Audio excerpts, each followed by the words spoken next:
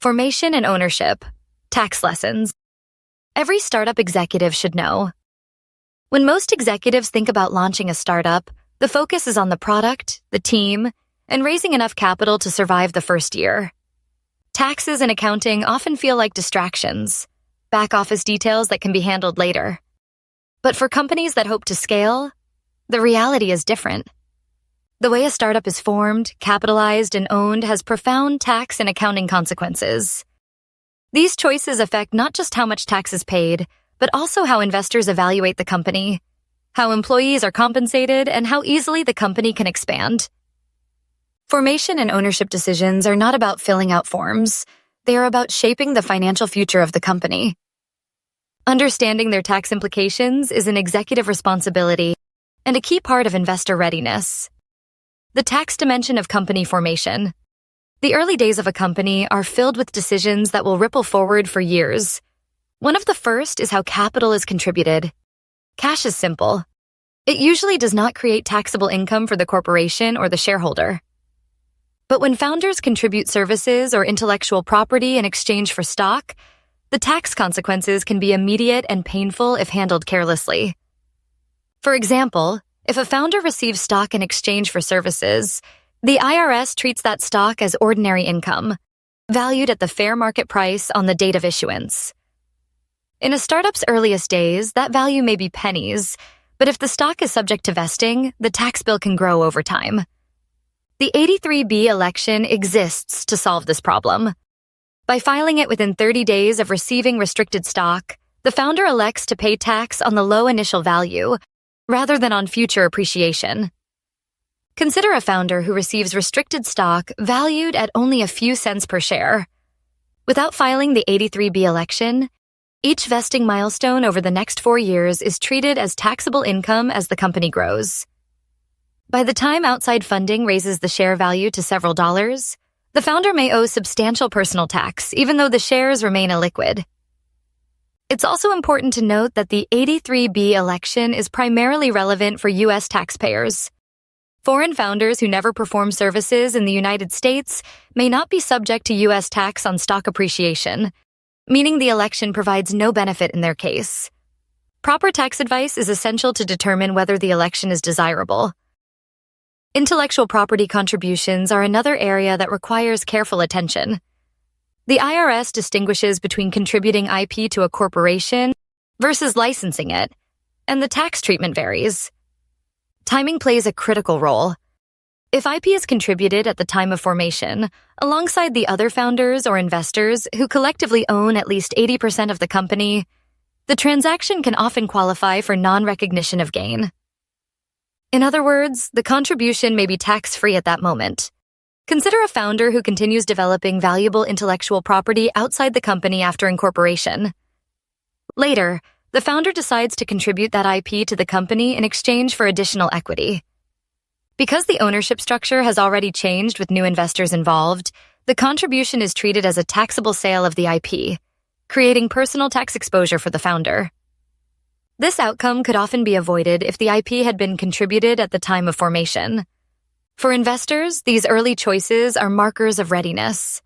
A missed 83B election or an undocumented IP transfer is exactly the kind of issue that surfaces during due diligence. Even when solvable, such mistakes create delays and plant doubt about the company's financial discipline. Startups that address these matters upfront present a cleaner story to investors and build trust faster. Establishing a compliance framework. A startup's ability to attract capital, scale operations, and exit successfully depends not only on innovation, but also on the strength of its tax and accounting compliance system. Too often, young companies treat compliance as a series of disconnected tasks handled at the last minute. That approach creates unnecessary risk. Missed filings, penalties, higher audit exposure, and even delays in funding rounds when investors discover gaps.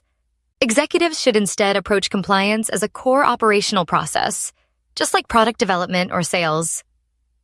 This requires building a formal compliance framework that documents obligations, assigns responsibility, and sets reminders well in advance of deadlines. At a minimum, the framework should include federal, state, and local tax filings, corporate income tax, sales/use tax, payroll, and estimated quarterly payments. International and cross-border reporting. Forms such as 5472 for foreign shareholders, FBAR, FinCEN filings for bank accounts, and withholding requirements on cross-border payments. Regulatory obligations, securities filings, labor law compliance, and immigration-related reporting when employing foreign nationals. Governance and accounting policies, treatment of equity-based compensation, capitalization of R&D, shareholder loans, and revenue recognition.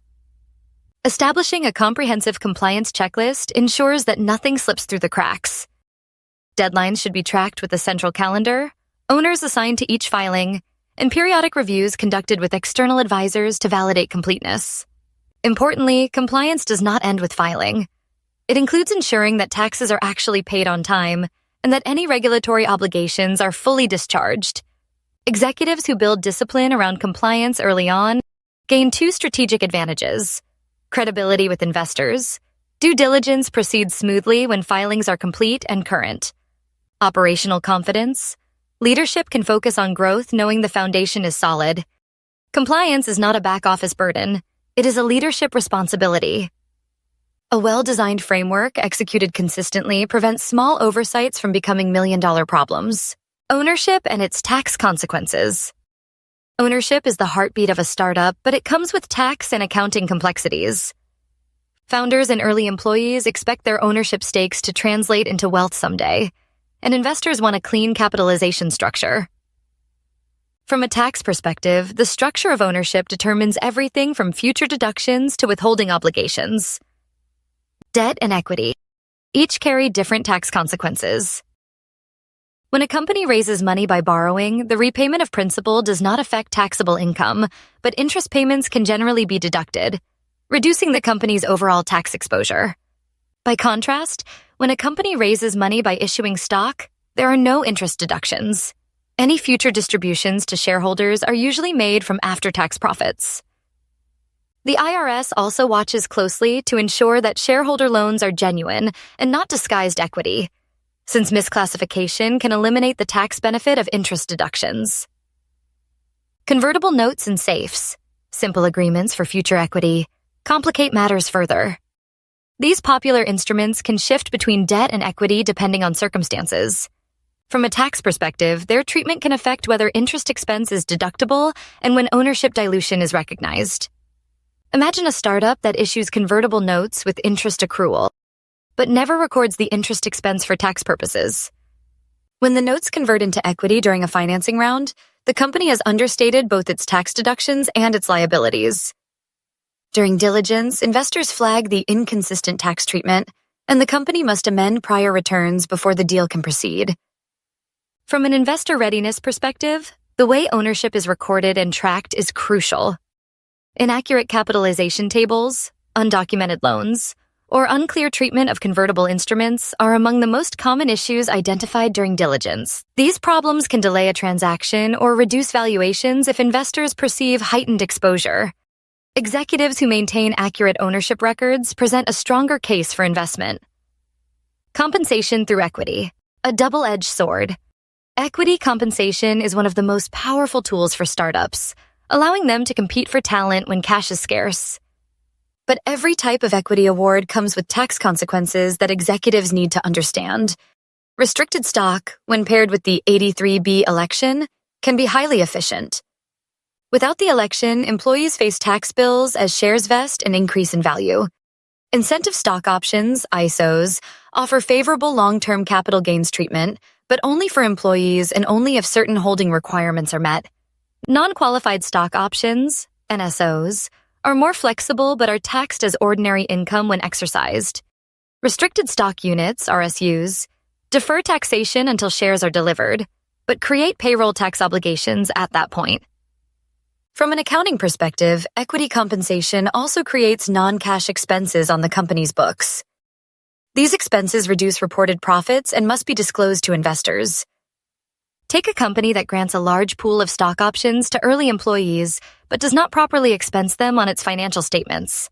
When audited financials are prepared for Series B investors, the true cost reduces reported earnings significantly. Investors adjust the valuation downward, citing concerns about management's financial oversight. For investors, transparency on equity compensation is critical. They want to understand not only how much dilution is expected, but also whether the company has accounted for and disclosed the related expenses. Executives who ensure clean accounting for equity awards demonstrate both sophistication and readiness for investment. Federal and state tax exposure. The federal corporate tax rate is fixed at 21%, reduced for sales to foreign customers and increased by state income taxes when applicable. But that number is not the whole story. The amount of tax a startup ultimately pays depends on how effectively it documents and claims deductions and credits. One of the most important issues for early-stage companies is the treatment of research and experimentation, R&E, costs. Under updated rules, U.S.-based R&E expenditures can now be deducted immediately, giving startups the chance to reduce taxable income in the same year those costs are incurred. However, foreign R&E must still be capitalized and amortized over 15 years. Picture a U.S. startup with most of its engineering team based overseas. Under the rules requiring foreign R&E costs to be amortized over 15 years, the company cannot deduct the bulk of its expenses immediately. On paper, it reports taxable income in the U.S. despite operating losses globally, forcing it to pay tax earlier than expected. There is some relief. The federal R&D tax credit continues to be a powerful tool, allowing startups to offset payroll taxes even when they are not profitable. Still, the IRS expects detailed substantiation. Without proper tracking of qualifying expenses, credits can be disallowed on audit. State taxes add another layer of exposure. A company hiring remote employees or selling across multiple states can trigger nexus in each location, creating filing and payment obligations that executives often overlook. Even minimal activity in a state can be enough to create exposure, and non-compliance can lead to costly penalties and interest. For investors, unaddressed federal and state exposures are seen as liabilities that can impact valuation. These issues may lead to escrows, indemnification demands, or restructuring before capital is released. Startups that proactively address compliance concerns stand out as more disciplined and investment-ready. Global considerations. Tax traps beyond U.S. borders. As startups scale, their operations, teams, and investors often cross borders. These global moves open new opportunities, but they also create new tax exposures that can surface during diligence. Hiring abroad and permanent establishment. Bringing on international employees or contractors can trigger permanent establishment in foreign jurisdictions, subjecting the company to local corporate taxes and filings. Even contractor arrangements may be reclassified as employment, exposing the company to payroll tax liabilities. Consider a startup that hires a development team in Germany through long-term contracts. Local authorities determine the company has a taxable presence, forcing the startup to file corporate returns and pay back payroll taxes, surprising both executives and investors. Cross-border intellectual property. Where intellectual property is owned and developed has profound tax consequences. Moving IP between jurisdictions may trigger taxable transfers, while licensing across borders can subject payments to withholding taxes. A U.S. startup shifts ownership of its software to an Irish subsidiary for tax optimization. Without transfer pricing documentation, the IRS later challenges the move, creating back taxes and penalties. Foreign investors and reporting obligations. Accepting capital from overseas investors requires additional IRS and federal filings and may lead to structuring changes, such as creating offshore holding companies. Startups that ignore these requirements may delay funding rounds when investors uncover missed filings. Indirect taxes on global sales selling software or services across borders often triggers value-added tax, VAT, or digital services tax obligations from day one, even without a physical office abroad. Failure to register can result in penalties and complicate expansion into those markets. For investors, these global issues are red flags when left unaddressed. Companies that anticipate international tax exposure, maintain proper documentation, and comply with foreign obligations signal readiness for global growth and inspire greater investor confidence. Accounting and reporting obligations. For startups, compliance extends far beyond filing an annual income tax return. Ownership and formation decisions set in motion a wide range of obligations that executives must ensure are tracked and satisfied consistently. At the federal level, this can include filings with the Bureau of Economic Analysis when certain foreign ownership thresholds are met, or maintaining proper reporting for R&D credits and stock-based compensation. At the state level, companies must not only file annual income and franchise tax returns, but also renew registrations in the state of incorporation and in every state where they are qualified as a foreign entity. Local governments may also require county or city registrations, annual business licenses, and related renewals. Sales tax compliance is another major area that is often underestimated. A startup selling across state lines may need sales tax permits in multiple jurisdictions, and nexus studies are often necessary to determine where the company has triggered obligations. Consider an e-commerce startup selling nationally. It does not register for sales tax permits outside its home state, assuming online sales are exempt.